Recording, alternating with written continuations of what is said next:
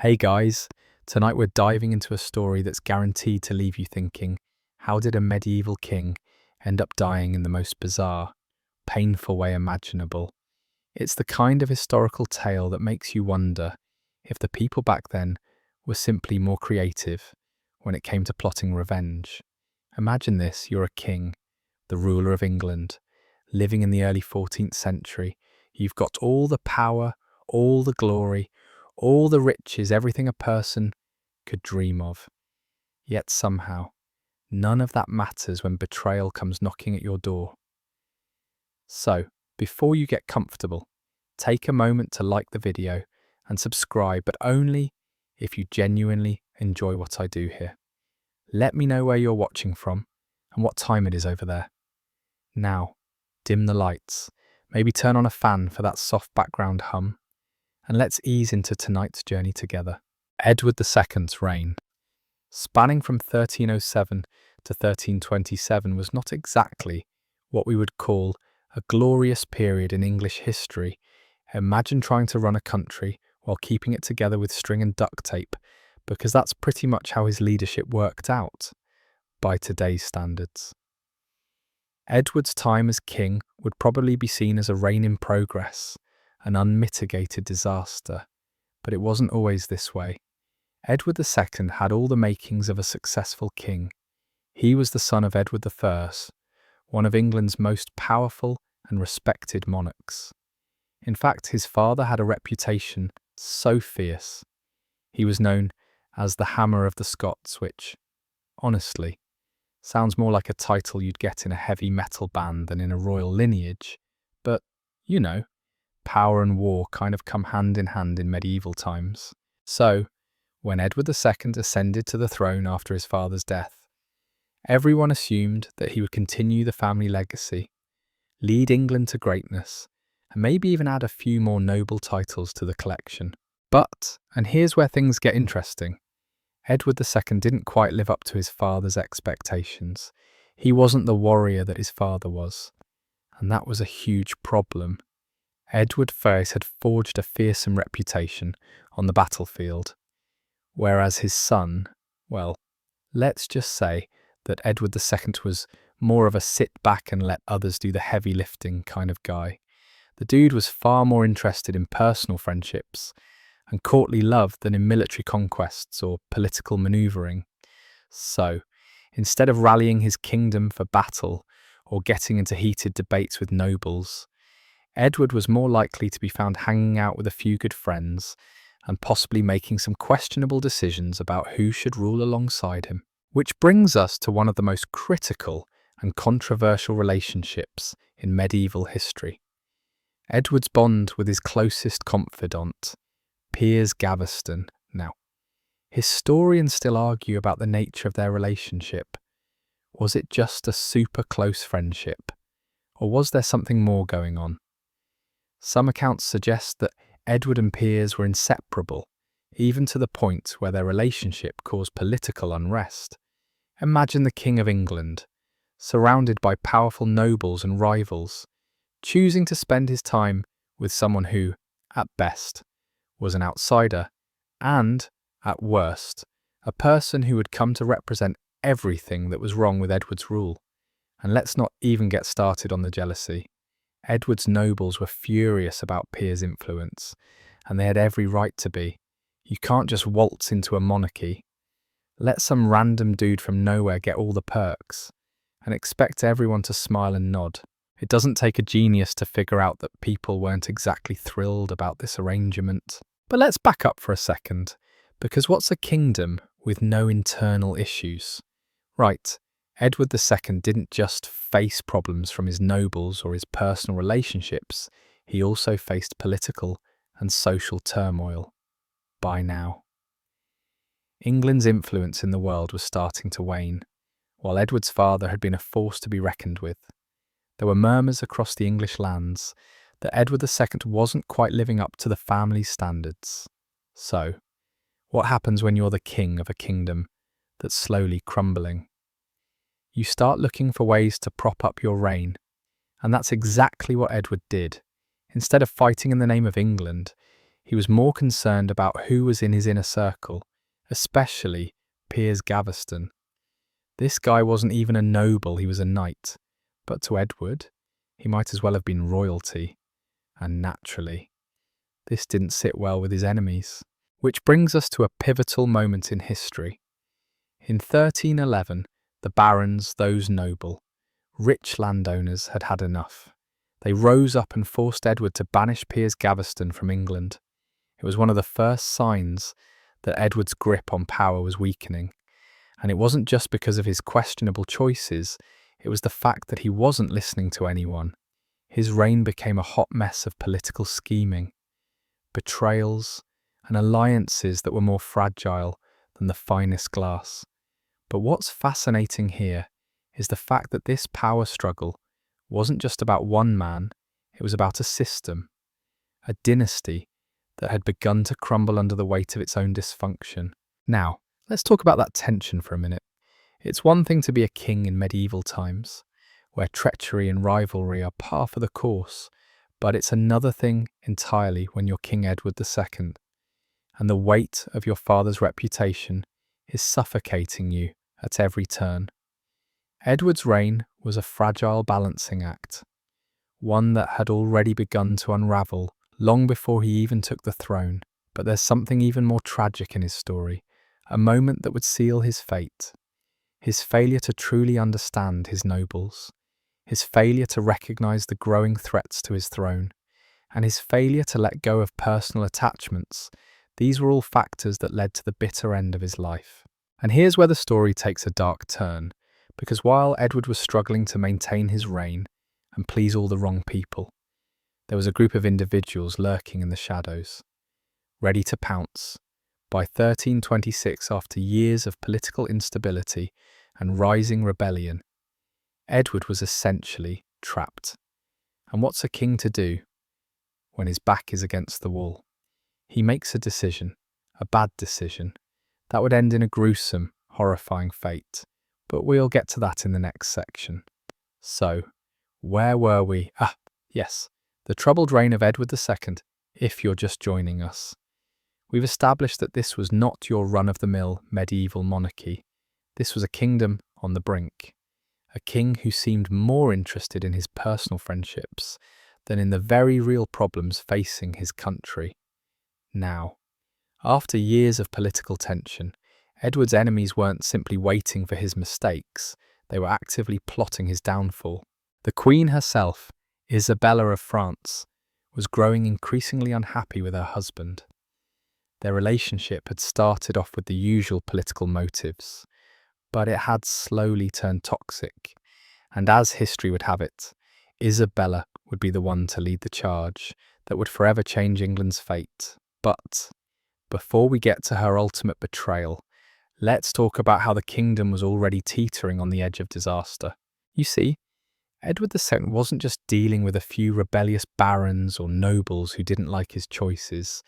The political situation in England was more like a ticking time bomb, one that was about to explode.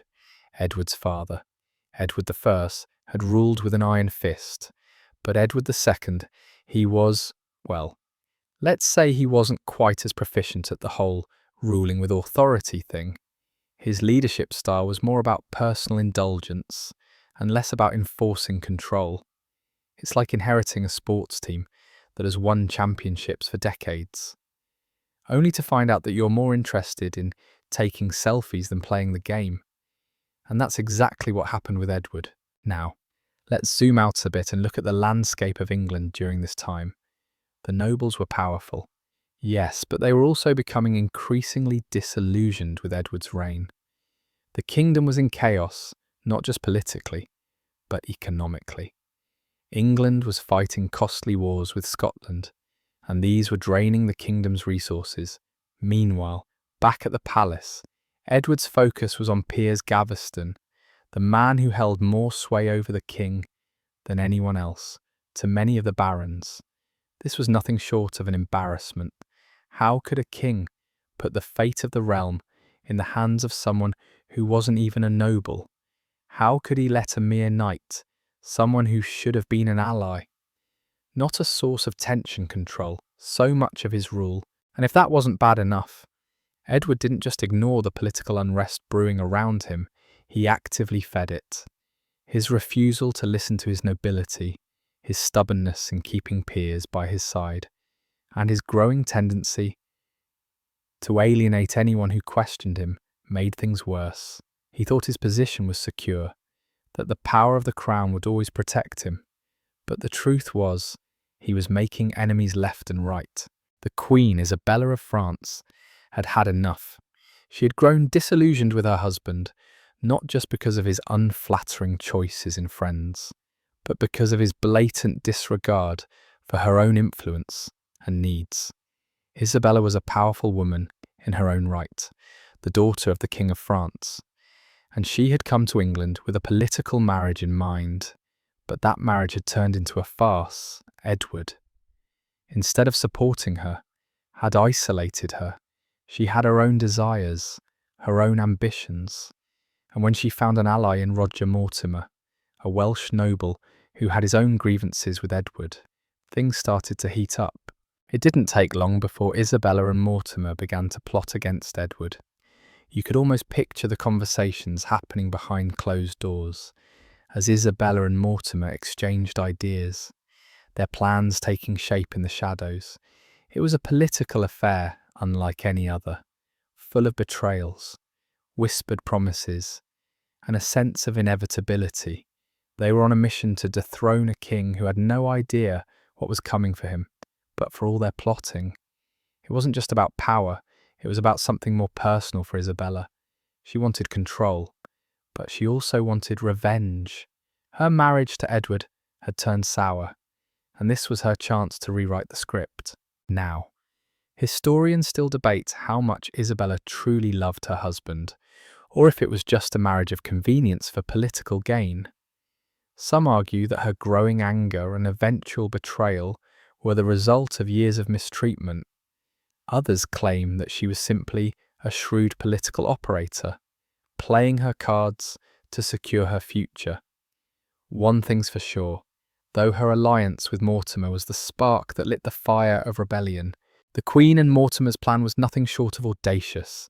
They didn't just want to push Edward aside, they wanted to take control. And to do that, they needed to create a dramatic spectacle, one that would force Edward's hand. They used their growing influence to rally support from key nobles who were tired of Edward's incompetence, with the support of powerful figures like Thomas, Earl of Lancaster, and the growing resentment from the people. The stage was set for a violent confrontation, and they were about to get what they wanted. Edward, meanwhile, was oblivious to the storm that was brewing. He had spent so many years focusing on the wrong things, chasing after Piers Gaveston, playing favourites with his inner circle, and alienating his queen and his nobles, that when the moment finally came, he was completely unprepared. His reign, which had been full of poor decisions and failed alliances, was on the verge of collapse. And then came the fateful year of 1326. The Queen and Mortimer's forces were ready to strike. Edward's kingdom was being slowly ripped from beneath him. And when Isabella returned to England from France, it was the final blow. She marched with an army, determined to claim her place in history. The question was, what would Edward do? Would he fight to the bitter end, or would he attempt to flee and surrender? Edward, in his typical fashion, made yet another disastrous choice. He fled to the west, hoping to find refuge in Wales, a place he thought would offer him safety, but his enemies were too strong. The rebel forces quickly gained momentum, and Edward found himself trapped. There was nowhere left to run. He was captured, and his fate was sealed. But the story doesn't end with his capture. No, the true horror comes later, the moment when the medieval world's most gruesome method of execution would be carried out. Edward's enemies weren't satisfied with simply dethroning him. No, they needed to make a statement. And what better way to do that than by subjecting the king to a death so painful, so humiliating, that it would go down in history as one of the most barbaric executions ever recorded. Edward II's death was not just an execution, it was a public spectacle designed to leave a mark, a permanent scar on the kingdom's memory. And that mark was burned into history in the most terrifying way. But before we get into the details of that horrifying event, it's worth understanding how Edward's capture and imprisonment played out. Edward VI was imprisoned, stripped of his crown and dignity, a shell of the man who had once ruled England. He was now the pawn of his enemies, who planned his death with cold precision. But the real horror was yet to come. This was a king whose life had been defined by failure and loss, and his final moments would be a culmination of that tragic trajectory. All right, let's dive deeper into the absolute chaos that unfolded next. Edward II's fate, which had already seemed sealed by his failed reign, was about to get a whole lot worse, and this time, it wasn't a matter of political defeat or exile, no. This time, it was going to be gruesome. Imagine being in Edward's shoes for a second. You've been captured, betrayed by your closest allies, humiliated by your own wife, and now you're sitting there, probably thinking, well, things can't get worse, right? But they did. They really did. Before we get into the specifics of his execution, let's take a moment to discuss how things led up to this final, horrific moment. Edward VI was not just captured and thrown into a dungeon to rot. Oh no, that would have been too simple, too easy for his enemies. Instead, they had something far more dramatic planned for him. The powers that be knew that this execution had to send a message, not just to Edward, but to anyone else who dared to challenge the political order of the time. This wasn't just about killing a king. It was about making sure the world knew what happened when someone crossed the wrong people in medieval England. Now, you might be wondering, why not just behead him? Quick, clean, efficient. And you'd be right. It's the execution method that most people think of when they imagine a royal death. But no, not this time. Edward II's death would be far more, let's call it creative. The executioners and those plotting Edward's demise had come up with a method that was so bizarre, so disgusting, that it would later become the stuff of historical legend. Historians still argue about how exactly it all went down. But one thing is clear, the method used was absolutely horrifying, even by the brutal standards of medieval execution. You see, Edward wasn't just going to be executed by sword or axe. Instead, a brutal device was to be used, one that, if you know anything about medieval torture devices, might just make you shiver. The device in question was a red-hot poker. Yes, you read that right, a red-hot poker inserted into a royal body. The execution method wasn't just about killing Edward, it was about making his death excruciating and humiliating in a way that was meant to serve as a brutal reminder of the fate that awaited anyone who challenged the political power of the day. It was a method so shocking that it would echo through history for centuries to come. Now, let's pause here for a moment. You might be asking, why did they choose this particular method after all? History is full of brutal executions, beheadings, hangings, even being boiled alive, but this was something different. Historians still can't quite agree on why the executioners chose to use such a bizarre and agonizing method. But some believe that it was meant to strip Edward of his masculinity, his dignity, and his royal status in one fell swoop. You see, inserting a red-hot poker into someone's body isn't just a painful death, it's a deeply dehumanizing act. Something so far beyond normal execution methods that it's almost unthinkable. It wasn't just about killing Edward, it was about making sure the world would never forget the brutality of his end. And that's exactly what happened. Edward's execution was not only brutal, it was personal. It sent a message to anyone who might dare to defy the powers that be. It wasn't enough to simply kill him, they needed to break him, strip him of every ounce of dignity he had left. Imagine being in his shoes alone, betrayed, and about to face a death so horrific that it would be passed down through history as one of the most grotesque royal murders ever committed. There's no easy way to talk about this next part, but it's a necessary one. Historians, despite their best efforts, still argue over the specifics of how this execution played out. Some say that the execution was carried out in full view of other prisoners, as a form seen of public spectacle. Others believe that it was done in private, a more intimate form of humiliation. But either way, the key thing to understand here is that Edward wasn't just killed, he was violated. His death, gruesome and brutal as it was, symbolised the total breakdown of the kingdom's moral order. Now, you might be thinking, this is medieval England. Right, things were brutal back then, but this seems excessive, and you'd be right to think that. Medieval rulers often met violent ends. But this was on a whole new level. This wasn't just about politics or power, it was about something much more primal. The execution of Edward II was as much about revenge as it was about justice. The nobles who orchestrated this death weren't just angry at Edward for his mismanagement of the kingdom, they were furious at him for failing them, for undermining the established order of power. But there's a twist to the story. Historians still aren't entirely sure if this method of execution was even necessary.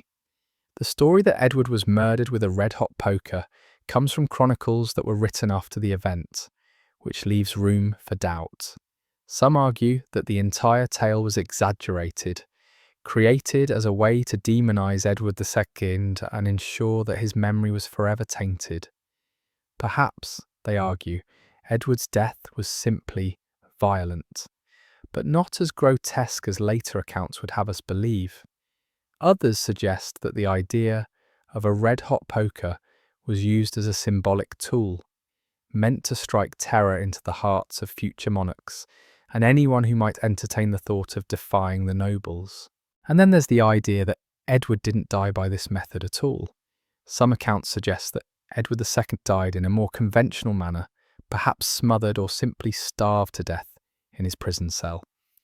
These theories argue that the poker story was a later invention, created by Edward's enemies to make his death more memorable, more brutal, and more in line with the growing legend of his failure as a king. Whether it happened exactly as described or not, one thing is clear: Edward's death was intended to send a message that was meant to resonate throughout England and beyond. But let's not get too bogged down in the details of how the execution happened. What truly matters, and what history remembers, is that Edward II's death was a clear turning point in England's history. It marked the end of one era and the beginning of another.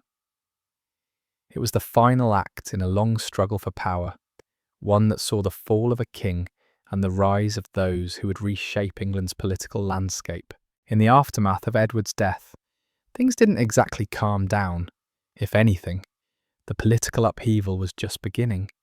Isabella, now a widow, would go on to rule alongside Mortimer, and their reign would be marked by more violence, betrayal, and intrigue. But it's Edward's death, the violent, agonising death that truly cast a long shadow over English history.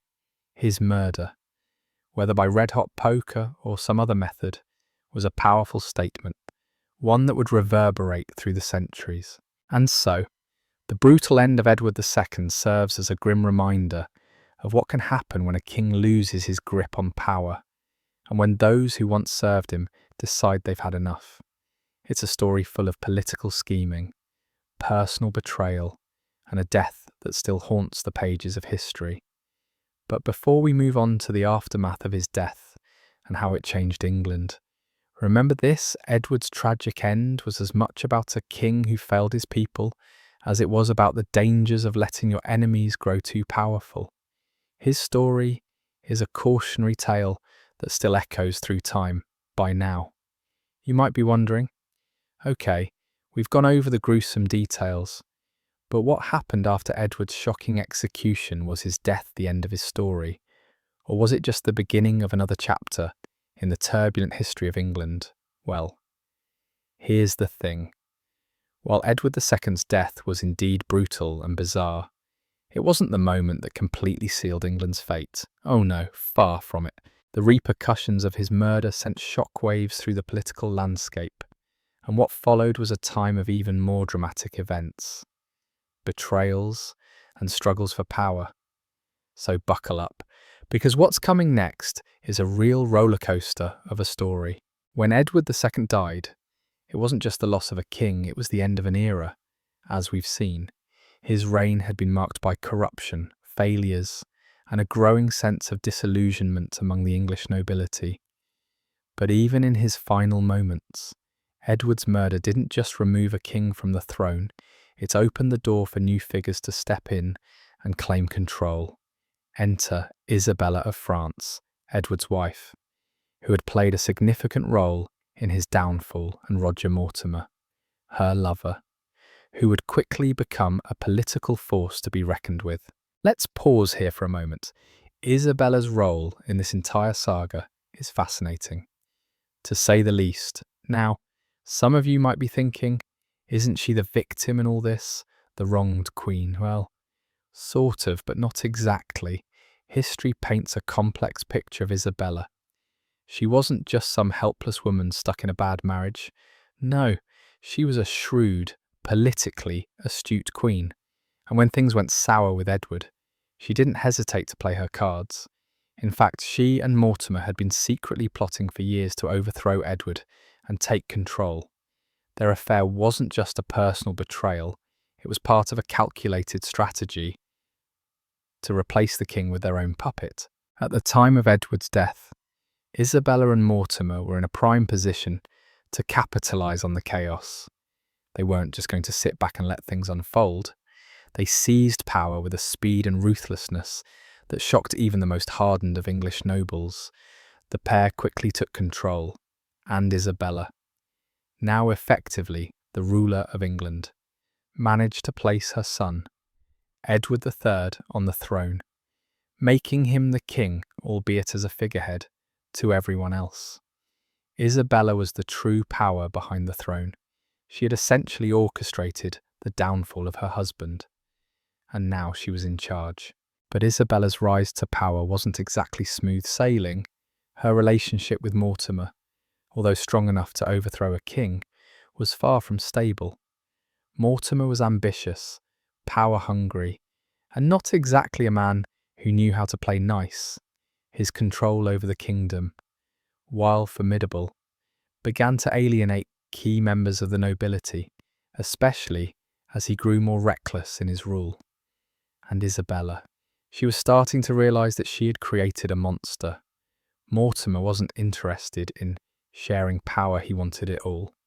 And so, what had initially seemed like a brilliant partnership began to fray at the edges. It wasn't long before Mortimer's arrogance would lead to his downfall. In 1330, when Edward III came of age, he decided that enough was enough. With the support of a group of loyal nobles, Edward III staged a coup and captured Mortimer, who had, by that point, overstepped his boundaries one too many times.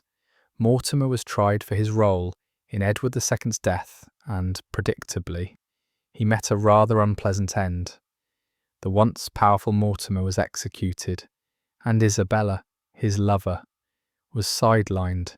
While she managed to avoid death, her political power was shattered, and she was effectively forced to retire from public life. Now, let's take a quick step back and reflect on the aftermath of Edward II's murder. You might be thinking, okay, that's a lot of drama, but how did it all affect the wider kingdom?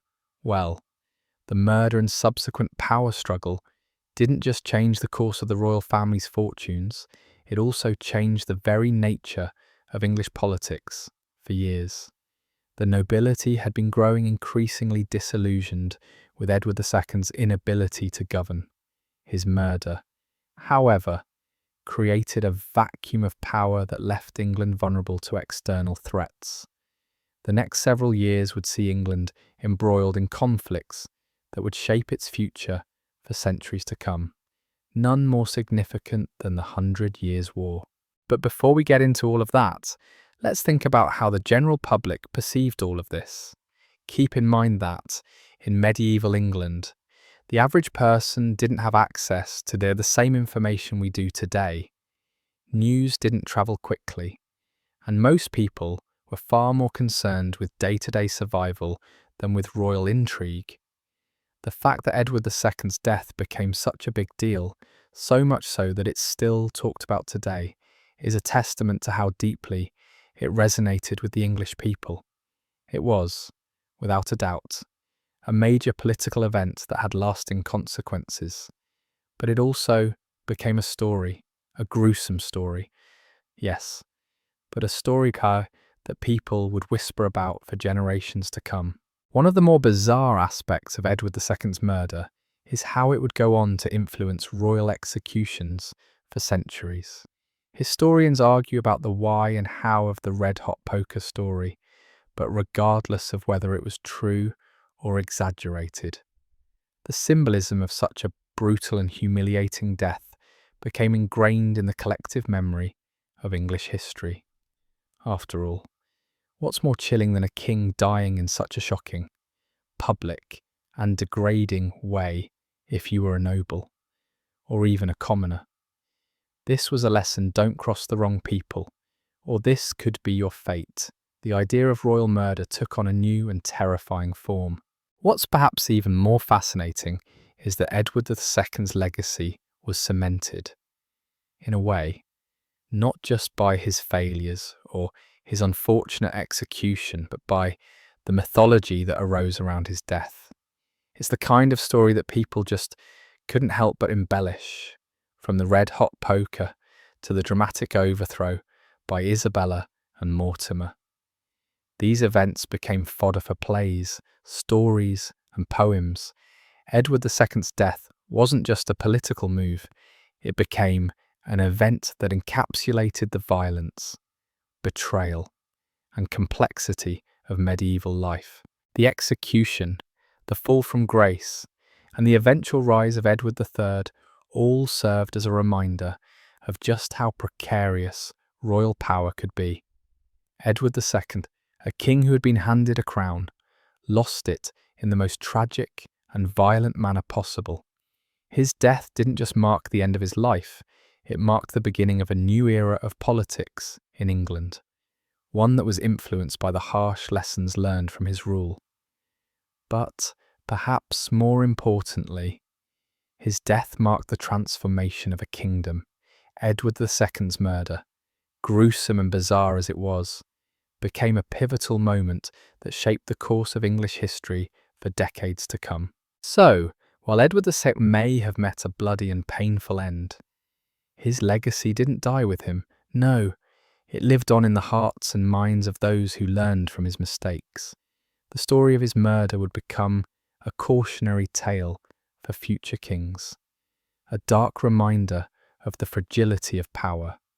And as for Isabella and Mortimer, well, their rise to power, their betrayal of Edward II, and their eventual fall from grace would only add another chapter to this already dramatic saga. As we've already seen, the execution of Edward II was a political and personal statement that reverberated through the annals of history. But what happened in the aftermath? It wasn't just the end of a king's life, it was the beginning of a whole new era for England. The events surrounding Edward's brutal death set the stage for a time of political uncertainty, and we're about to witness how quickly things can unravel when the fragile threads of royal power snap. Let's take a step back and examine the situation from a broader perspective. Edward's death left a gaping hole in the English monarchy, but it wasn't just about losing a king, it was about what came next. His son, Edward III, was just a child at the time of his father's execution. So, what does a young king do when he inherits a throne soaked in betrayal, bloodshed, and political unrest? Well, the answer to that question is as dramatic as the events that led to his ascension. Remember, at this point, Isabella, Edward's queen, was the de facto ruler of England, but she wasn't doing it alone. No, Isabella had the backing of her lover, Roger Mortimer, and together they ruled with an iron fist, making decisions that would forever change the trajectory of England's monarchy. For a time, it seemed like they were invincible. Isabella was determined to not only secure her power, but also to protect her son, Edward III, and ensure that he could eventually take the throne in his own right. But even the strongest of partnerships can fall apart, and Mortimer's hunger for power would prove to be his undoing. Mortimer, who had helped Isabella overthrow Edward II, had grown too ambitious. He began to treat Edward III, the legitimate king, more like a figurehead than an actual monarch, in a sense. Mortimer had created a political situation that was ripe for conflict. He had pushed too far, too fast, and he had overestimated his control over the young king. When Edward III came of age, he was no longer content with being a puppet king. At just 18 years old, he was ready to take the reins of power, and what better way to do that than by staging a dramatic coup? Edward, with the help of loyal supporters, successfully captured Mortimer, and in a twist of fate, the very man who had been the puppet master of his childhood was now at his mercy. But let's not get too caught up in the political manoeuvring just yet. There's something fascinating about the way the English throne was continually passed down through a combination of political plots, betrayals, and power struggles. Edward III, though just a teenager, would go on to become one of England's most notable kings, but his rise to power wasn't without its complications. While the young king may have seen himself as a legitimate ruler, the nobles and other political figures in England were still figuring out how they felt about the new regime. In many ways, Edward III's rise to power was not so much about royal inheritance as it was about taking the throne by force, something that was almost expected of a king in those turbulent times. The political instability of the period cannot be overstated.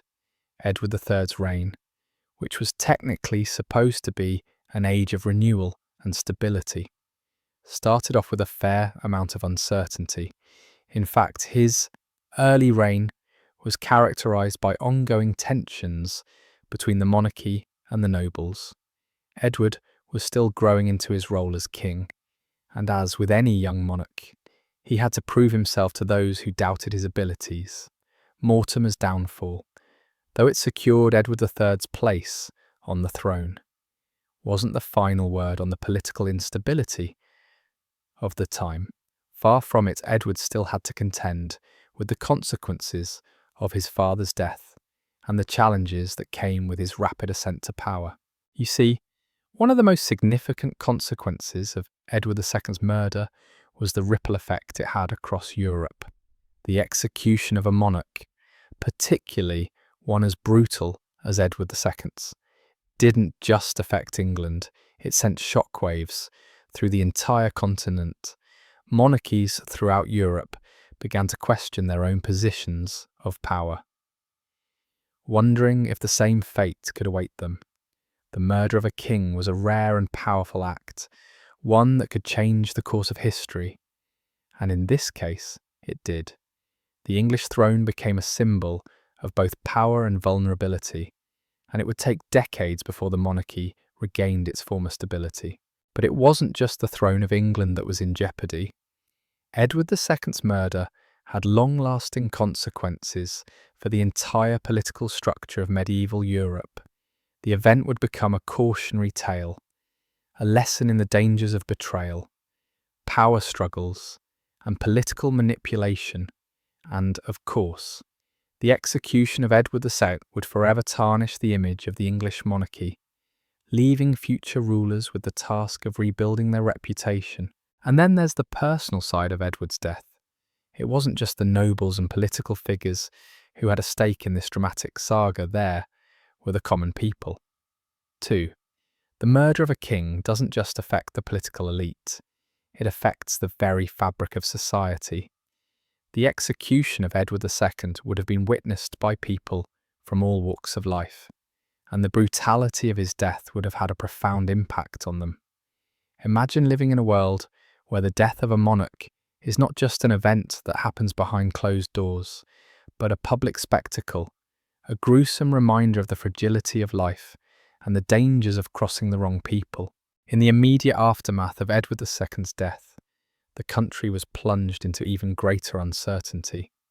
Isabella, who had orchestrated her husband's demise, had secured her place in history, but at what cost Mortimer's reign, as the power behind the throne would be short-lived, and his capture marked the end of one chapter in the story of England's monarchy, but it also set the stage for something more significant, Edward III's reign, which would ultimately be marked by the beginning of the 100 Years' War, a conflict that would define England's history for generations to come. As for Edward II, his death would go down in history, not just as a brutal murder, but as the moment that solidified the shift in power within the English monarchy. He wasn't the first monarch to die violently, and he wouldn't be the last, but his execution was a turning point, one that would forever change the way people viewed the monarchy and the political landscape of medieval England. Historians continue to debate the true nature of Edward II's death, whether it was as brutal and grotesque as the legend suggests, or whether it was a more simple and straightforward execution. But one thing is certain, his death had a profound impact on the future of England. It wasn't just the fall of a king, it was the fall of a dynasty, and the beginning of a new era marked by political turmoil, betrayal, and a new sense of power. Edward III's reign, for all its glory, would always be overshadowed by the dark and bloody history of his father's death. The brutality of Edward II's execution would remain a stain on England's royal legacy, one that would take centuries to fully erase. Let's take a breather for a moment, shall we? After all, we've been wading through the dark waters of political intrigue, betrayal, and medieval brutality. You'd think that after the dramatic murder of Edward II, things might settle down in England. You'd be wrong. The ripples from his brutal death were felt far and wide, and as it turns out, things were only going to get more complicated. Let's rewind a bit to Edward III's ascension to the throne and see how the young king navigated this minefield of political tension, enemies, and his own burgeoning sense of power. Edward III was just a teenager when he was crowned king. But don't let his youth fool you. This was a king with ambition. And to be honest, the poor guy was probably trying to figure out how to rule a country that had just witnessed the most ridiculous and horrifying royal death in centuries. Sure, his mother, Isabella, and Roger Mortimer had been running the show for a while, but now it was time for Edward III to step up and prove he was his father's son, or perhaps, more accurately, show the world that he could do better than his disastrous predecessor. One of the first things that Edward III did when he took the throne was reclaim his authority. After all, there was a serious question of who was really in charge. Isabella and Mortimer had been pulling the strings behind the scenes, but it was clear to Edward that this could not continue. You know that feeling when someone's been sitting in your chair for way too long? Edward probably felt that way about his own throne. And while Mortimer may have been a seasoned political player, Edward had something he lacked: youth and vigour. If you've ever been 18, you know exactly what I'm talking about. When you've got the energy, you've got the confidence, and you think the world is just waiting for you to take charge.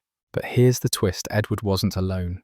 He had loyal supporters who were more than eager to help him seize control, a few well-placed allies, a few whispered promises, and suddenly Mortimer, the man who had helped overthrow Edward II, was looking over his shoulder. In 1330, Edward III had Mortimer arrested and thrown into the Tower of London, where he was eventually executed. Mortimer's fall from grace was quick, but it was also incredibly satisfying for the new king. After all, this was a man who had orchestrated the murder of Edward II, so it's safe to say that Edward III wasn't exactly throwing a welcome back party for him. But what's most fascinating about Edward III's rise to power is how calculated it was. While we often think of monarchs as being at the mercy of their circumstances, Edward III was determined to not just follow in his father's footsteps, but to forge his own path. And his first big move, the start of the 100 Years' War with France. Now, I know what you're probably thinking. Hold up, I thought we were talking about a murder mystery, not an epic war. And you'd be right to ask that question, because while Edward's rise to power was dramatic, the real legacy of his reign would be the conflicts that followed, and all of them were tied back to his personal history and, of course, his claim to the French throne. You see, in addition to his claim to the English throne, Edward III was also the grandson of King Philip IV of France. This made him, at least in his own eyes, the rightful heir to the French throne. Of course, the French didn't exactly agree with this. And when Philip VI of France was crowned in 1328, Edward III saw this as a direct challenge to his own claim. So what does a young king do when he's got a grievance with the French monarchy? He declares war, of course, but here's the thing. This wasn't just about a family dispute. This war would go on for 100 years, and it would shape the political landscape of England and France for generations to come. Now, before we dive into the chaos of the 100 Years' War, it's important to take a moment to reflect on Edward III's role in all of this. He was a man who grew up surrounded by political intrigue, murder, and betrayal. His entire life had been shaped by the fall of his father, and now, as king, he was determined to ensure that his legacy was not going to be one of failure. This was not just about reclaiming power, it was about proving to his enemies, to his nobles, and even to his own people, that he was a force to be reckoned with. And nothing says I'm in charge like starting a century-long war with your neighbouring country. Now, let's talk about the war itself, because it's a big part of the reason why Edward III's reign is remembered so vividly in history. The 100 Years' War wasn't a single battle, a singular event. It was a series of military engagements, alliances, and political manoeuvrings that would stretch on for over a century.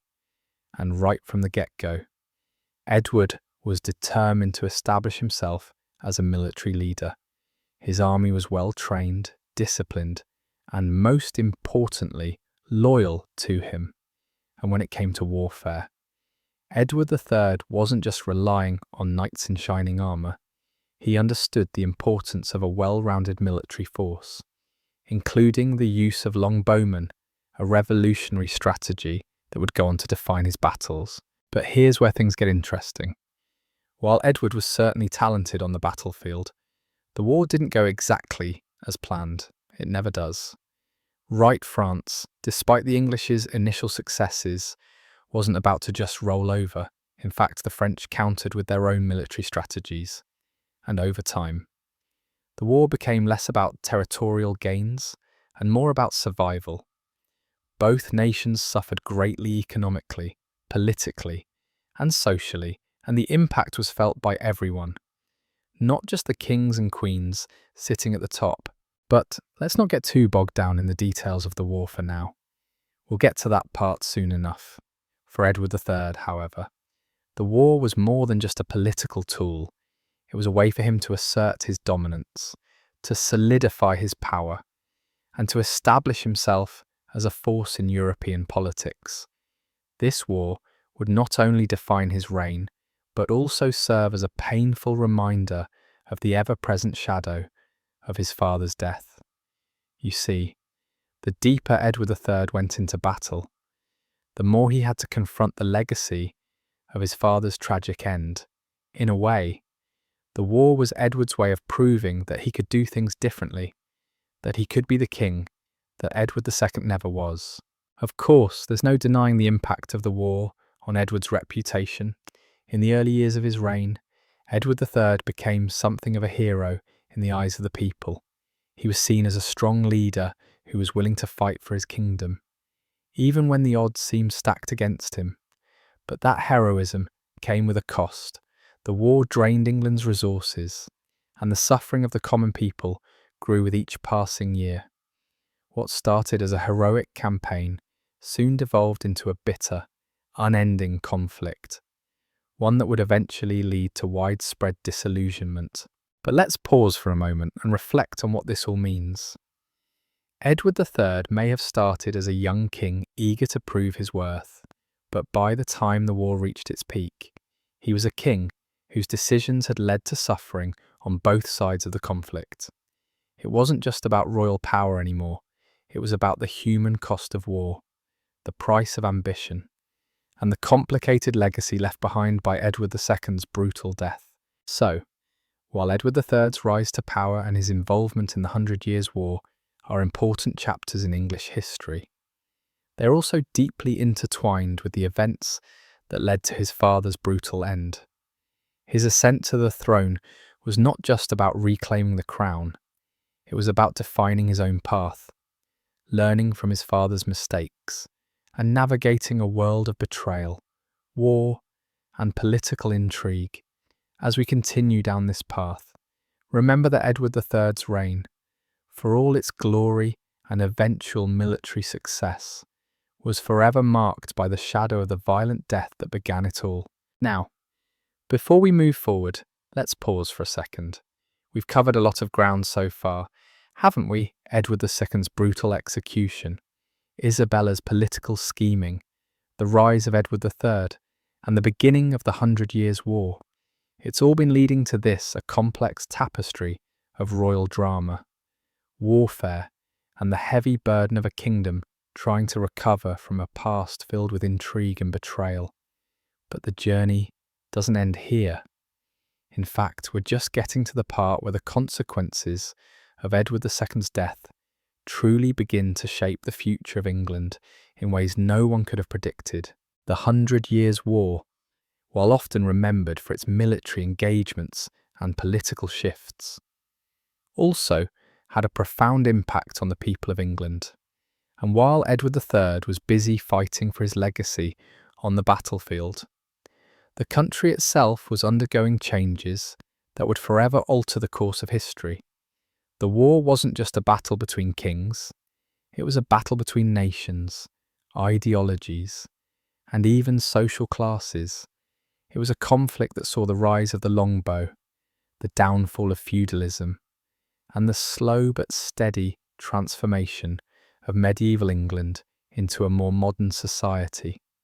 But through it all, one thing remained clear: Edward III's reign was shaped by the bloody legacy of his father's death, and the scars left on the monarchy would last for generations. As Edward III marched forward, establishing his legacy in the blood-soaked fields of France, he wasn't just fighting for territorial expansion, he was fighting for control of his own destiny. You see, the war became a defining moment not just for England, but for the identity of Edward as king. And while we often look back at his early victories with a sense of pride, his stunning triumphs at the Battle of Crecy, for instance, those victories came at a price. In the midst of military success, there was the growing realization that war, no matter how noble the cause, has a way of draining a nation's resources, wearing down its people, and leaving scars that never truly heal. And it wasn't just the soldiers on the battlefield who were affected. The common people, those who had nothing to do with the high-stakes political games being played in royal courts, were the ones who bore the brunt of the consequences. They were the ones who suffered from the high taxes levied to fund the war, the hunger brought on by a disrupted economy, and the constant fear of raids and violence that spread across the countryside. The war may have been fought on foreign soil, but its impact was felt on every corner of the English landscape. In many ways, the Hundred Years' War was as much about survival as it was about power.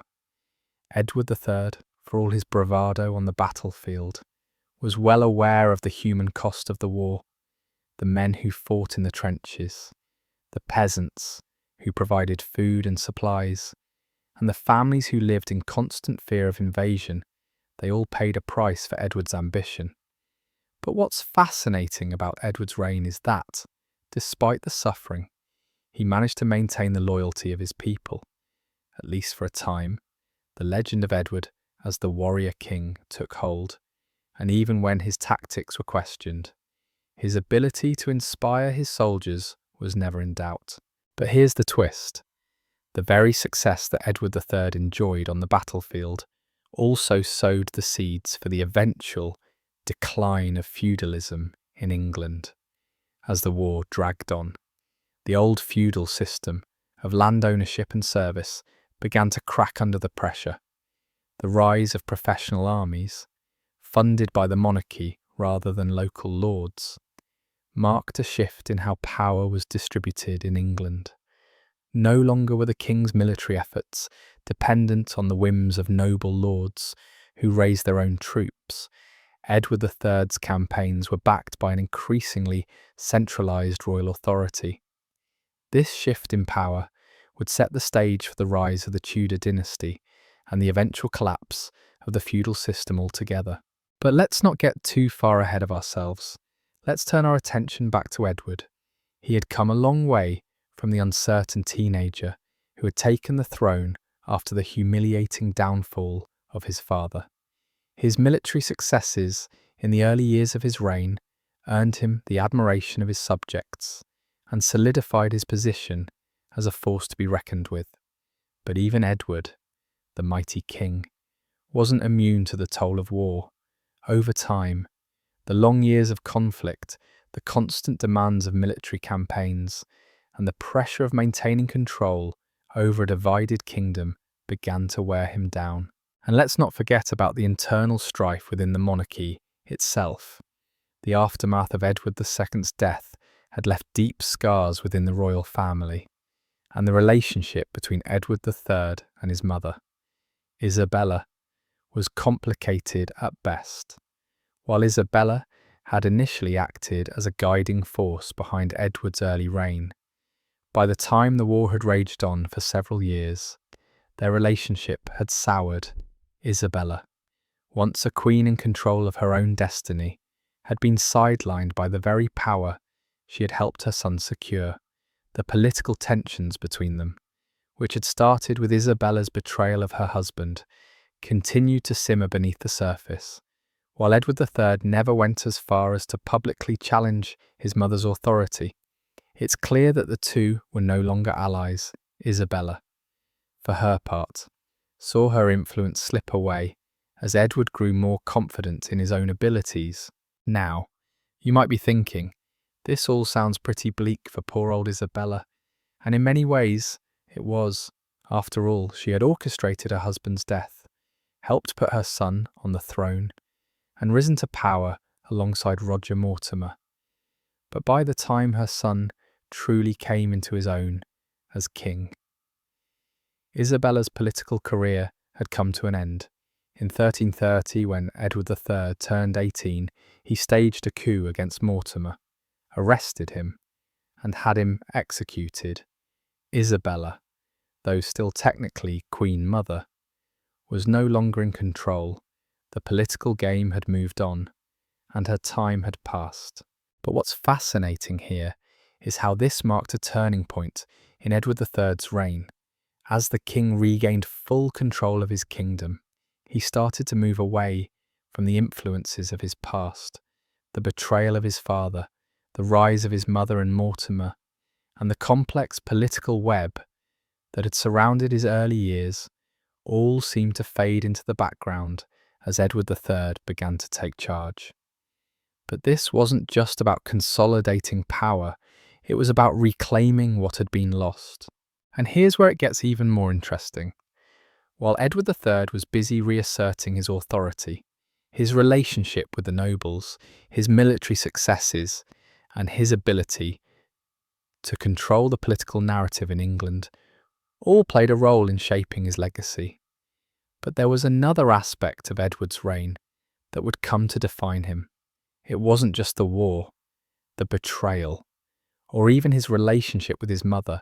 It was his ability to reclaim the crown from the instability that had plagued his family.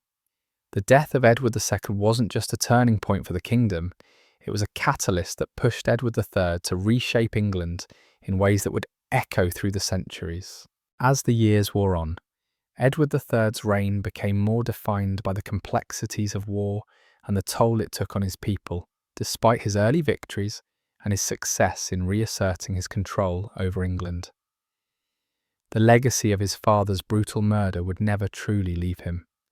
Edward III's life, and the war that dominated his reign, would always be coloured by the shadow of Edward II's death.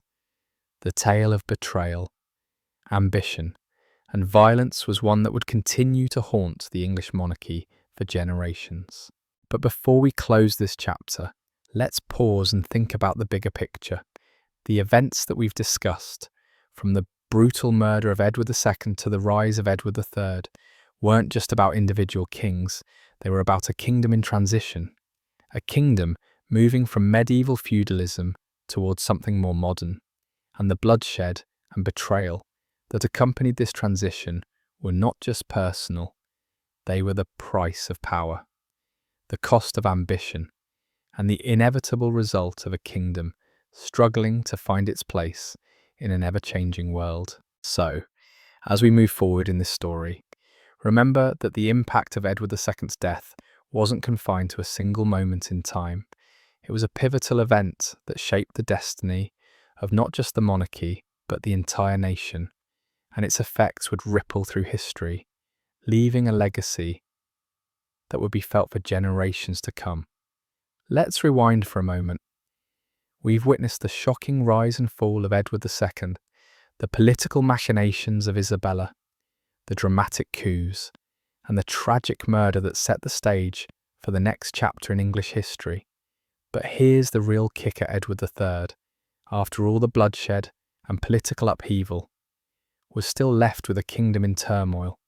The dust from his father's brutal execution had not even settled before Edward found himself knee-deep in the consequences of what came next. Sure, he'd gained control, captured Mortimer, and wrestled power back from his mother, but now he was faced with the monumental task of stabilising England and rebuilding a fractured kingdom.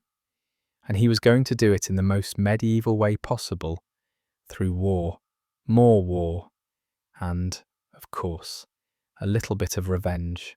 By the time Edward III had fully asserted himself on the throne, he was not just any king, he was a monarch with ambition. The 100 Years' War wasn't just a family squabble between English and French kings. It was a full-on saga of royal rivalries, territorial ambitions, and an eternal struggle for dominance. The stakes couldn't have been higher, and Edward knew it. His very legitimacy, his claim to the throne, had been tested from the moment he was born, and he wasn't about to let France, or anyone else for that matter, deny him what he saw as his rightful place. But before we get swept away by Edward's fierce military campaigns, let's step back for a moment and appreciate the sheer audacity of the man. Edward wasn't just fighting for land or titles, he was fighting for his father's honour, for his legacy, and, in many ways, for the very survival of his dynasty. Remember, this was a king whose rise to power had been marred by the violence and betrayal that had brought his father to his untimely death. His kingship was shaped by a legacy of failure, of a broken monarchy that needed to be remade, and for that, Edward needed to confront the forces outside of England, but also, in some ways, the forces within. At this point, Edward was ready to make his mark on history, And the best way to do that, he thought, was by asserting his claim to the throne of France. If you're not familiar with the details of the conflict, here's the short version. Edward III believed he had a legitimate claim to the French throne through his mother, Isabella of France. So, when Philip VI of France ascended to the throne in 1328, Edward wasn't too pleased. In his eyes, the throne was rightfully his, and when the French refused to recognise his claim, Edward decided that war was the only option. Thus, the 100 Years' War was born. Now, to understand why this war was so pivotal to Edward's reign and to English history, you need to grasp the sheer scale of the conflict. The 100 Years' War wasn't a single battle. It wasn't a quick skirmish or a short-lived political squabble. No, this was a century-long war that would involve countless battles, shifting alliances, betrayals, and of course, the rise of legendary military tactics. It would forever alter the balance of power between England and France, and, more importantly, it would reshape the entire medieval world. But before Edward could become the king, he wanted to be the king who would go down in history as one of England's greatest monarchs. He had to survive the early years of this brutal conflict. And let's just say that the first few years were not exactly a victory parade. You've got to love a good underdog story.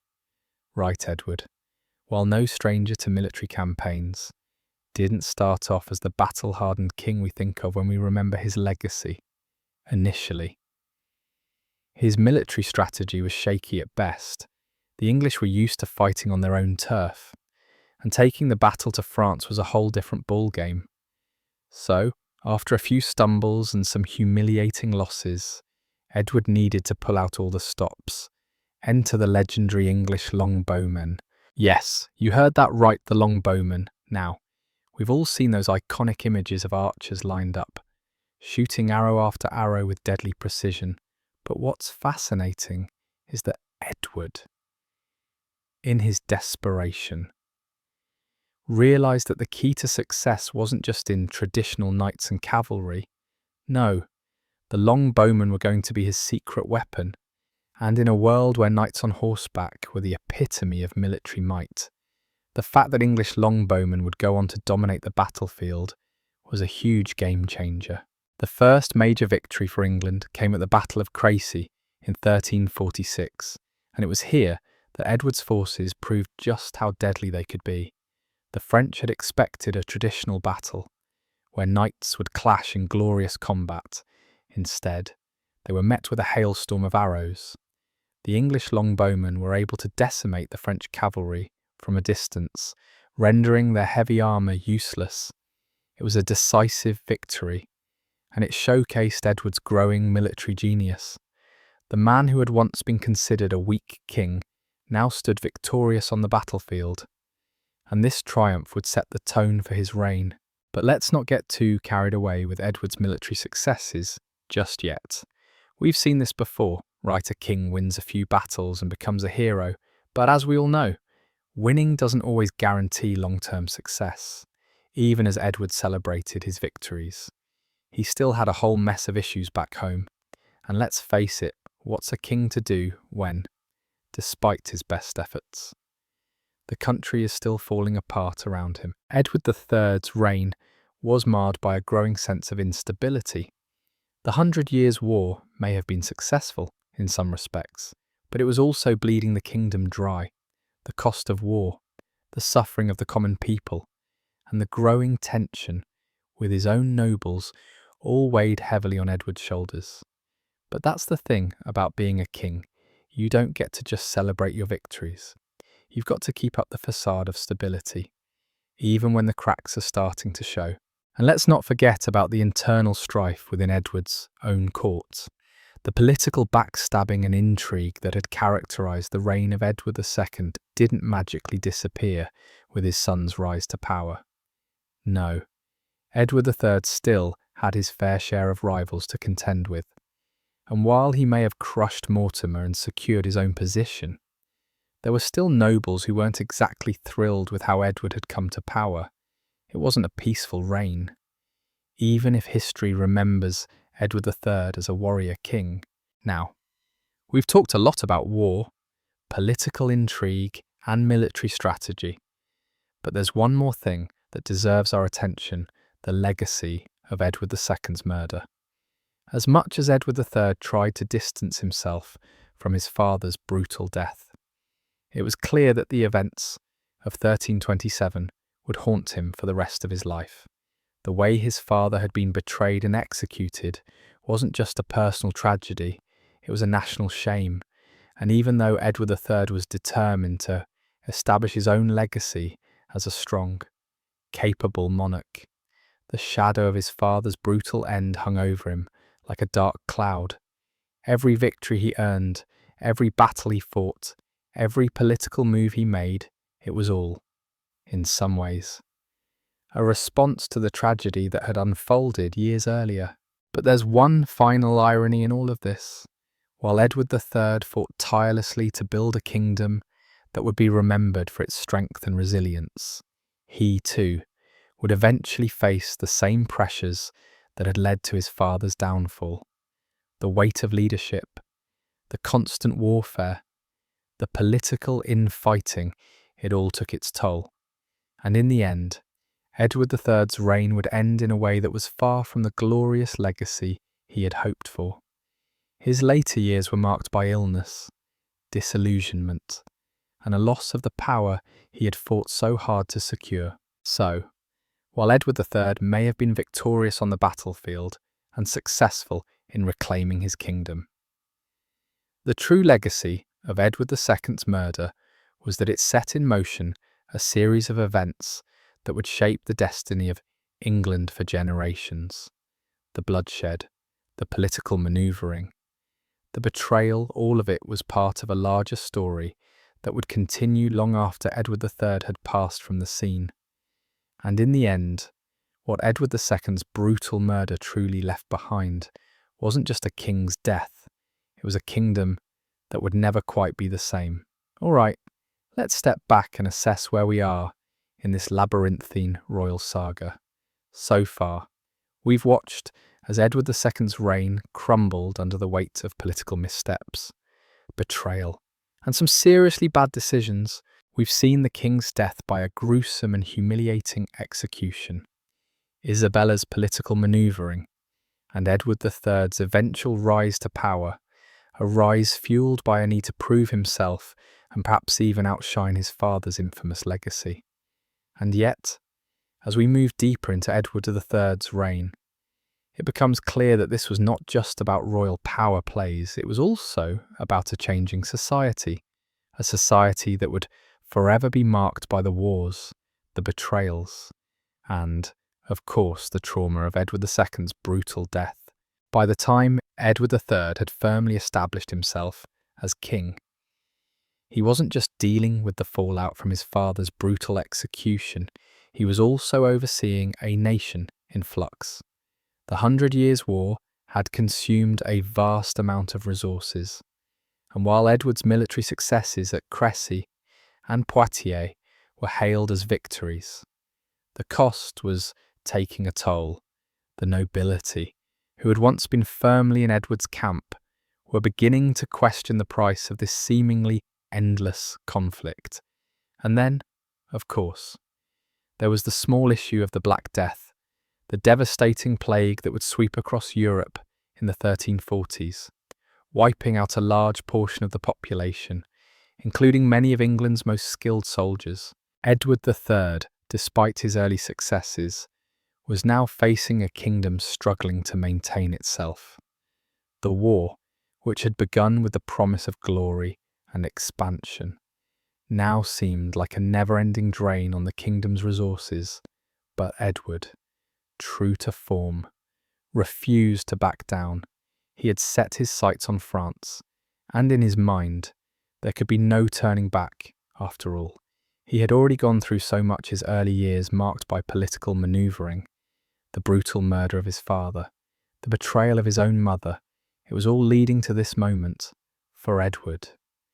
The war wasn't just about land, it was about power, legacy, and redemption. But here's where the story takes another dark turn.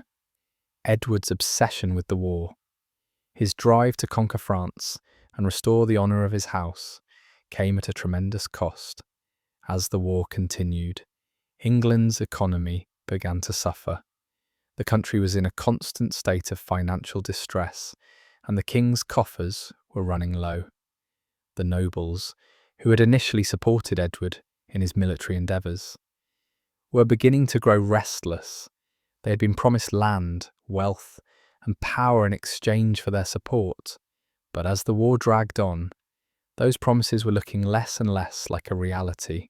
And just when it seemed like the situation couldn't get any worse, it did. The Black Death, which had already decimated much of Europe, made its way to England in 1348. The plague, with its horrific symptoms and death toll, ravaged the population, leaving entire villages empty and causing chaos throughout the kingdom. The impact was profound, as entire communities were wiped out, and the labour force that England relied on for agriculture and trade was decimated in some areas. It was said that entire families perished, and the land was left fallow. For Edward III, this was a crisis unlike any other. The war with France had drained the country's resources, and now the Black Death was stripping away the very foundation of the nation. With so many people dead or dying, the economic and social fabric of England was beginning to unravel. And yet, despite this, Edward pressed on with his military campaigns. He had a reputation to uphold, and he couldn't afford to let the Black Death stop him from achieving his goals. Now, let's talk a little bit about Edward's personal life during this period. Because, as much as we've been focused on the politics and the war, there was another dimension to his reign. Remember his wife, Queen Philippa of Hainault. She was a key figure in Edward's early rule, and their marriage, though politically arranged, seemed to have been a genuine partnership.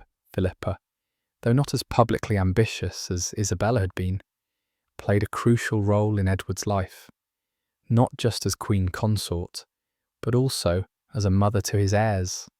They had several children, but it was their son, the Black Prince Edward, the eldest that would eventually carry on his father's legacy. However, Edward III's personal relationships were never without their complications.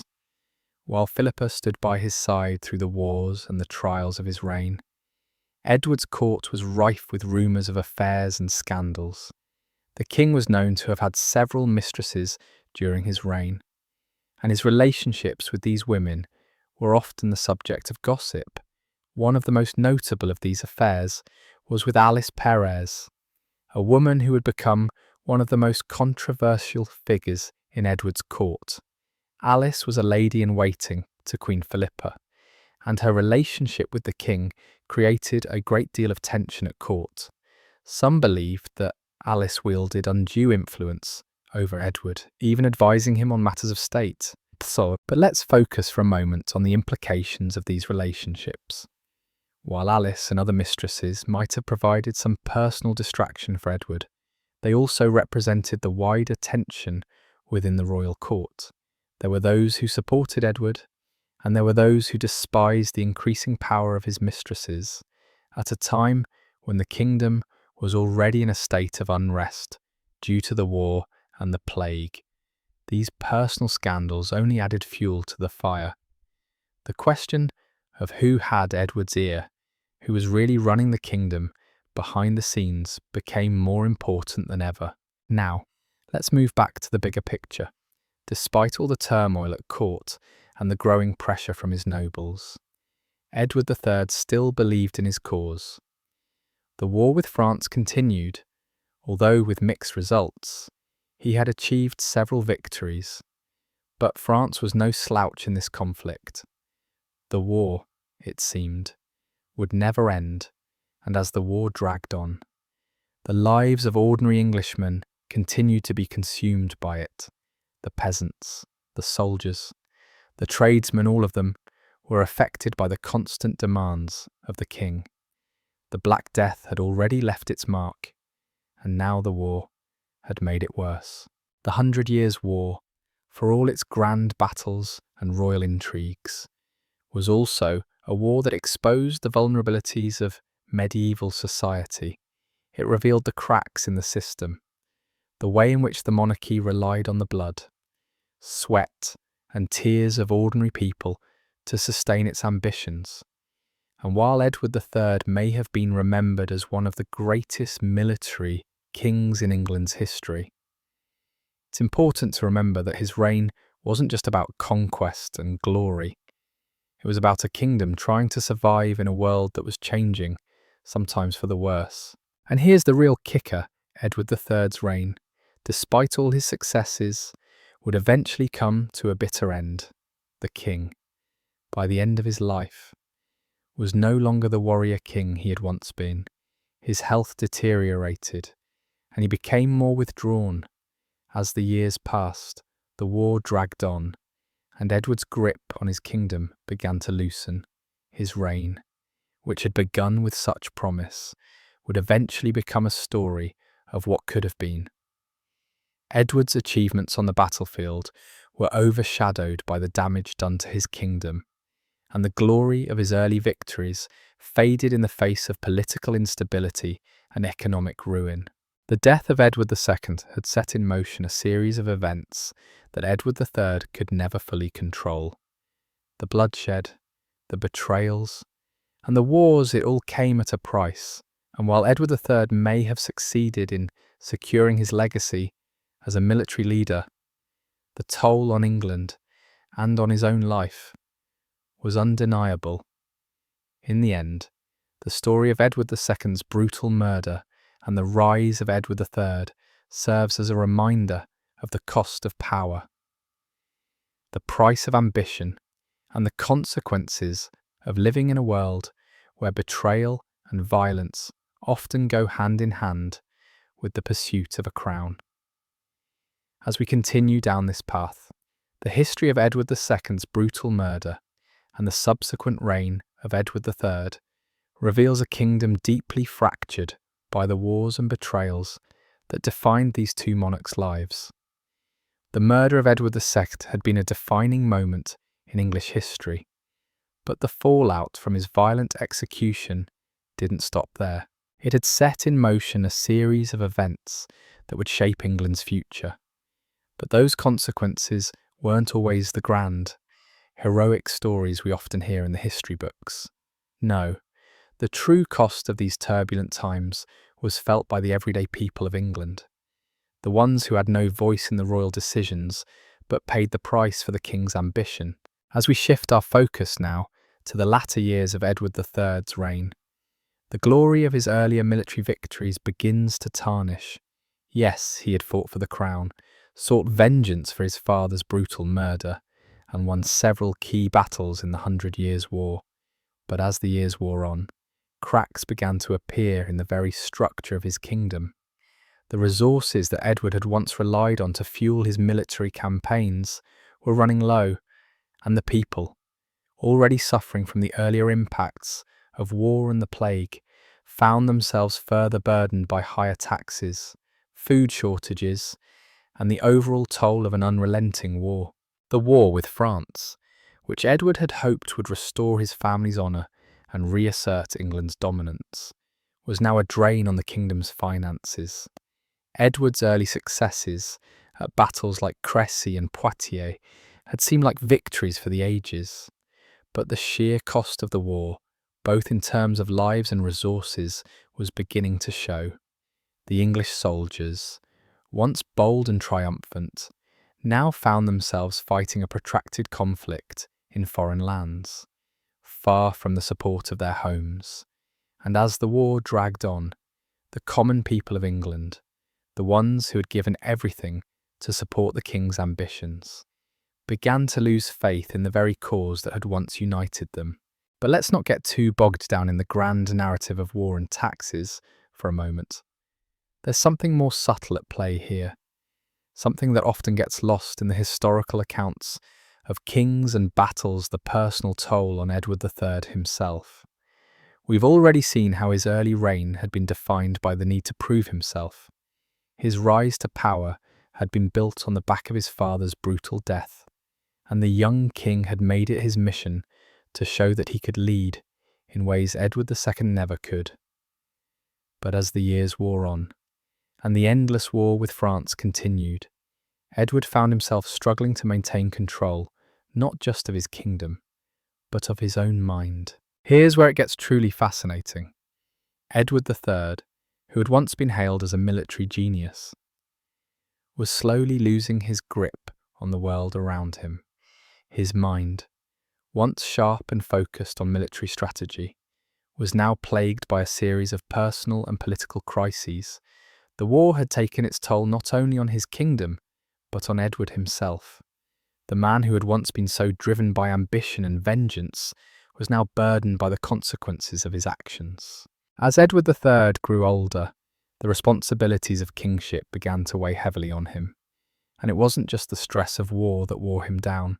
His personal life, too, had become more complicated, while Edward's relationship with his wife, Philippa, had remained relatively stable throughout his reign. It was clear that his heart lay elsewhere.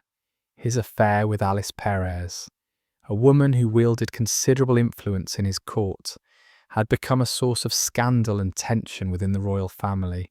Philippa, ever the dutiful queen, remained by his side, but it was clear that Edward's infidelities were a source of strain in their marriage. But here's where it gets really interesting. Edward's infidelity and his reliance on his mistresses were not just personal flaws, they were political missteps.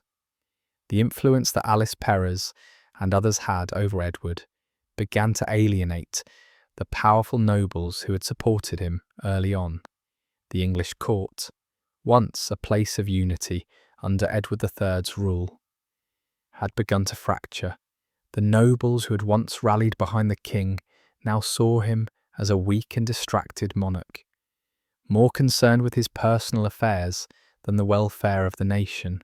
And it's in these moments of political instability and personal crisis that Edward's reign began to take a darker turn. The war, which had once been a rallying cry for unity and national pride, had become a symbol of England's downfall. The ongoing conflict with France, which had once promised glory and land, now seemed endless, futile and costly. The people of England, weary from years of war and plague, grew increasingly disillusioned with their king, and the nobility, sensing weakness, began to turn on each other. Edward III, for all his military brilliance, had failed to adapt to the changing political landscape of his own court, and his reign slowly began to crumble under the weight of its own contradictions. But let's not be too harsh on the man. After all, he had spent his early years fighting for a throne that was never truly his by birthright. His father's death, brutal and unnecessary as it had been, had shaped his entire life. Edward III had inherited a kingdom on the brink of collapse, and it had been his military successes, his ability to rally the nation behind him, that had given him the strength to hold it together for as long as he had. The 100 Years' War, for all its cost and destruction, had brought England closer together at first, and it had proven that a king could rise to the challenge of leadership even in the face of overwhelming odds. However, by the time we reached the latter part of Edward's reign, his own people began to see him less as the heroic warrior king and more as a monarch whose dreams of glory had led England to the edge of ruin. Edward had spent so much of his reign focusing on warfare, on asserting England's power abroad, that he had neglected the needs of his people back home, the taxes to fund the war, the suffering brought on by years of conflict, and the plague that had ravaged the countryside, left the common people with little to show for their sacrifices. By the time of Edward's later years, the once feared and revered king was no longer the dynamic ruler he had once been. His mental and physical health deteriorated, and he became increasingly withdrawn from the affairs of state. the king who had once been at the height of his power, orchestrating victories on the battlefield and securing England's place in history, was now a shadow of his former self, and, as with so many monarchs before him, his decline marked the beginning of the end. What's fascinating here is that Edward III, for all his glory and ambition, never truly escaped the legacy of his father's death. It haunted him throughout his reign. Even as he tried to rebuild England's fortunes and secure his own place in history, Edward's reign had been a continuous cycle of warfare, political struggle, and personal turmoil, and by the end, the weight of it all had become too much to bear as we reflect on the impact of Edward II's murder on his son's reign. It's clear that the consequences of that violent moment in history were far-reaching. The murder of Edward II didn't just lead to a change in the monarchy, it led to a profound shift in the very fabric of English society. Edward III may have fought for his father's honour and for his own legacy, but in the end his reign became a story of a kingdom forever shaped by the brutality of the past. And so, Edward III's reign, for all its victories and successes, would eventually give way to a different kind of England, one marked by the very human cost of war, betrayal, and the consequences of a monarch's decisions. But Edward III's story didn't end in failure, even if the legacy he hoped to leave behind was tempered by the realities of his time. The story of Edward II's death, his son's rise to power, and the endless war with France remains one of the most complex and tragic tales in English history. At this point in the story, we've seen the rise and fall of Edward III and the immense pressure his son, Edward III, faced to restore England's honour.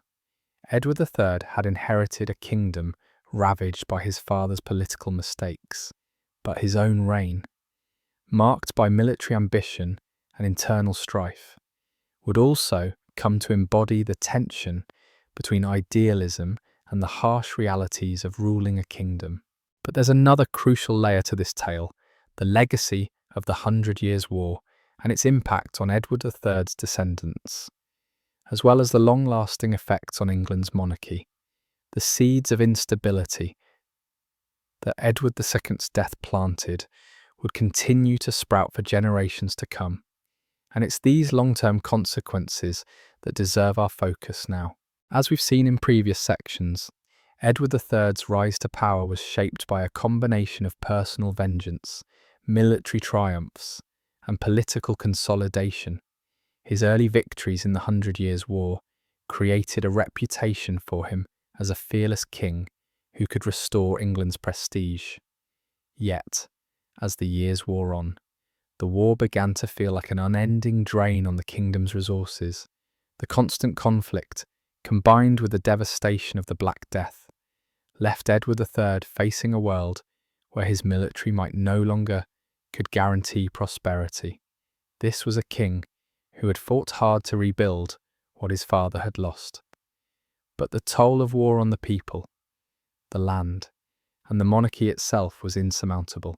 Now, let's zoom in on the internal dynamics of the court and the political scene. By the time Edward III reached his later years, his grip on the throne was beginning to slip.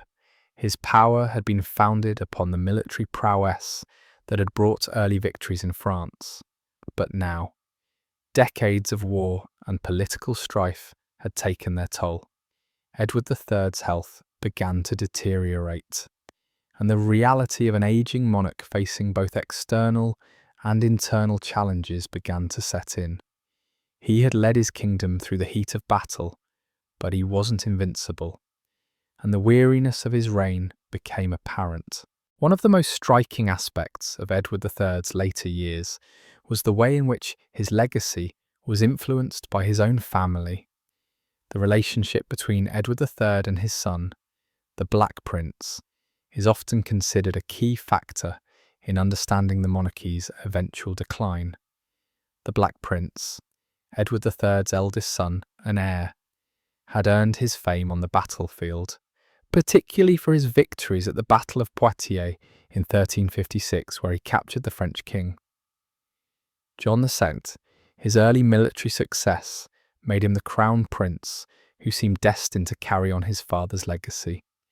But as Edward III's health deteriorated, the hopes for a strong and steady reign passed to the Black Prince, unfortunately.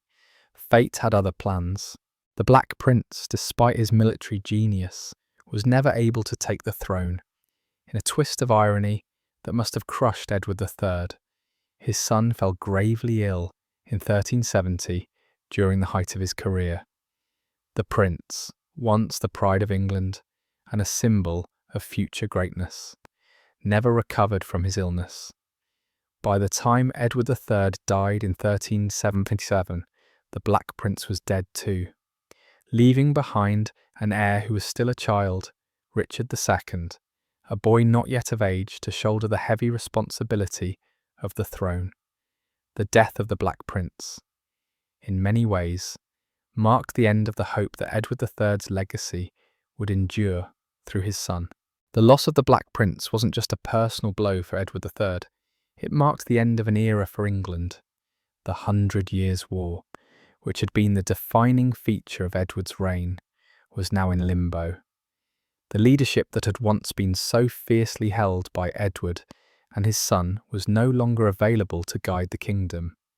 Richard II, though technically the rightful heir, was a child, and the transition to his rule was marked by instability.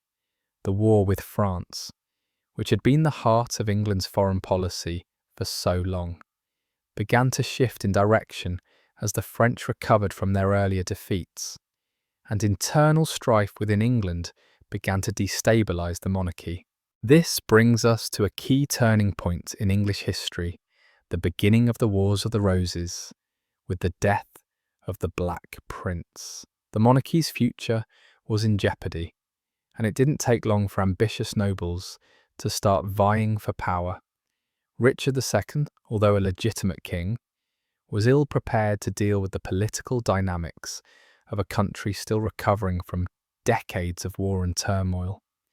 Richard's early rule was marked by attempts to assert his authority over a fractious nobility, but these efforts were often met with resistance.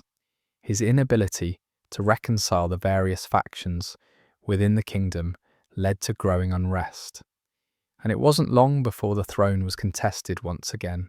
The rise of the Lancastrian and Yorkist factions, the two rival families that would become the central figures in the Wars of the Roses, can be traced back to the political instability created by Edward III's death and the loss of the Black Prince.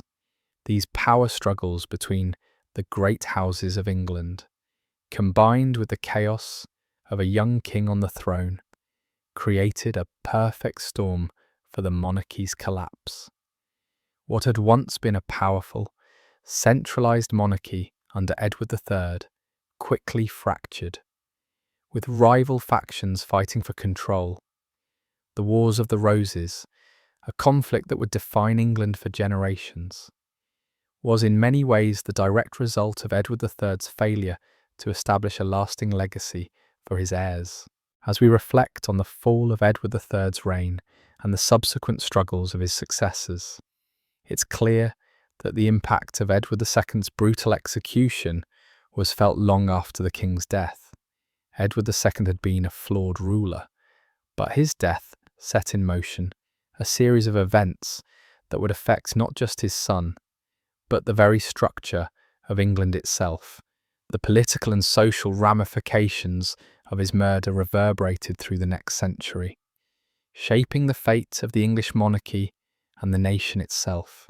It's also important to note that, while Edward III was remembered for his military achievements and his early successes, his legacy was ultimately defined by the failures of his successors. The rise of Richard II and the subsequent Wars of the Roses are a direct result of the breakdown of Edward III's carefully constructed power. By the time Richard II ascended to the throne, the foundation that Edward III had built had already begun to erode. the loss of the Black Prince, the eventual decline of the monarchy's strength, and the political fragmentation that followed were inevitable consequences of the unstable path Edward III had navigated throughout his reign.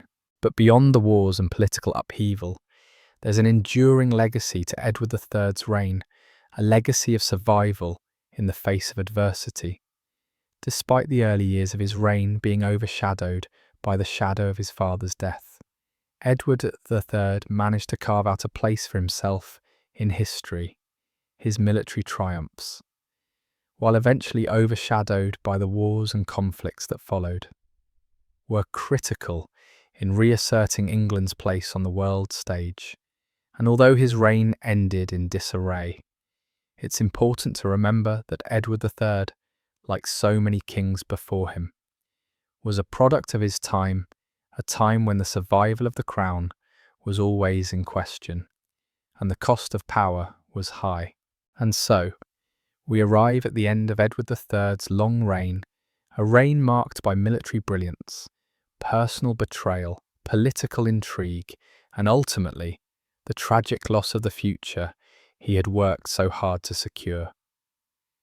His son, Richard II, would inherit a kingdom in chaos, a kingdom defined by the struggles that had marked the latter years of Edward III's rule. The 100 Years' War would continue to shape England's destiny, but the kingdom that Edward III had worked so tirelessly to rebuild would now be at the mercy of forces beyond his control. And while the war for France would rage on, the future of the English monarchy would be decided by a new generation, a generation that would face challenges that Edward III could never have anticipated. We've come a long way, haven't we? From the brutal death of Edward II, his son Edward III's rise to power, his military victories, the tragedy of the Black Prince's untimely death, and the subsequent political fragmentation of England, it's clear that the legacy of the Plantagenet dynasty was one of both glory and calamity. But here's the big question: what lasting impact did all of this have on the English monarchy? And how did these events shape the future of the kingdom in ways we still feel echoes of today? The rise and fall of Edward III, though fascinating in its own right, set the stage for the wars, betrayals, and political manoeuvres that would continue to define England for centuries. The Wars of the Roses, which followed soon after Edward's reign, were, in many ways, a direct consequence of the instability his rule and his son's premature death had sowed. But more than that, Edward III's reign represented a critical juncture in the history of the English monarchy, a monarchy that, though shaken, would somehow persevere through endless trials. But let's be clear here: Edward III's reign, though historically impressive for its military victories and the revival of England's fortunes after his father's reign, was not without its cracks, and those cracks would widen in the centuries to come.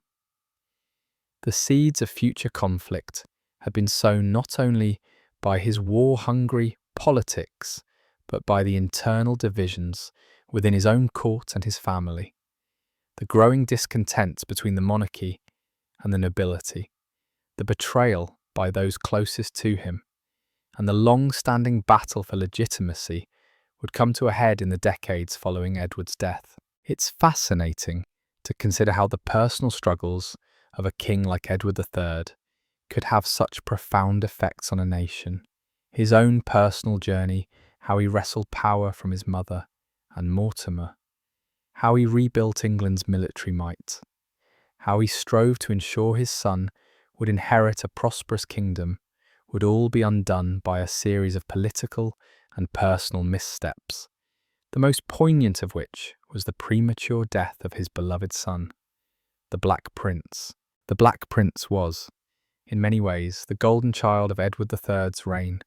He embodied everything that his father hoped to achieve: a military leader capable of winning wars, a nobleman respected across Europe, and an heir that could carry on his legacy. His untimely death, however, dealt a devastating blow to the future of the Plantagenet dynasty. Without him, the future of the kingdom was uncertain. His death meant that Richard II, still a child, would take the throne instead, and while Richard was the legitimate heir, his reign would be marked by conflict, instability, and a monarchy that was constantly at odds with its nobility.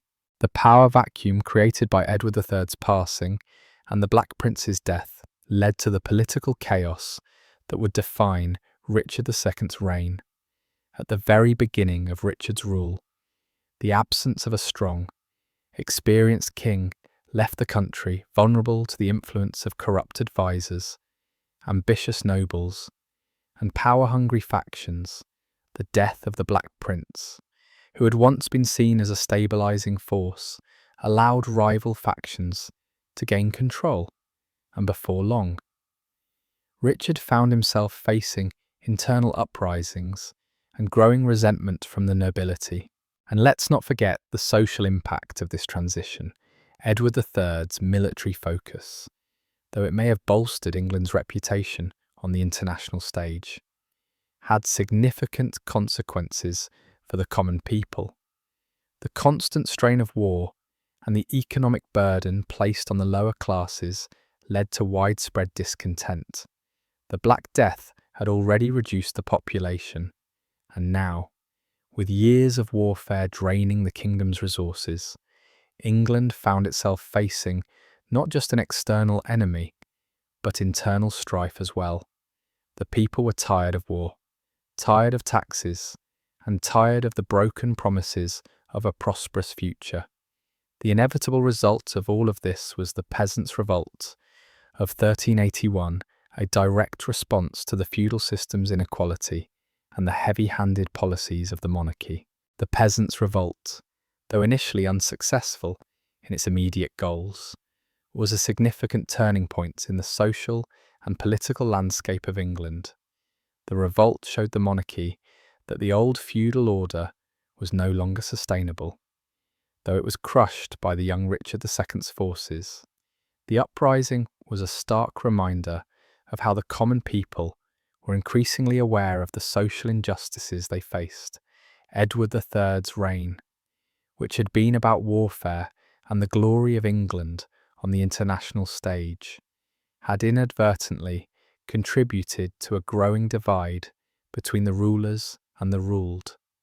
This divide would persist long after his death, and the monarchy would be forced to grapple with it for centuries.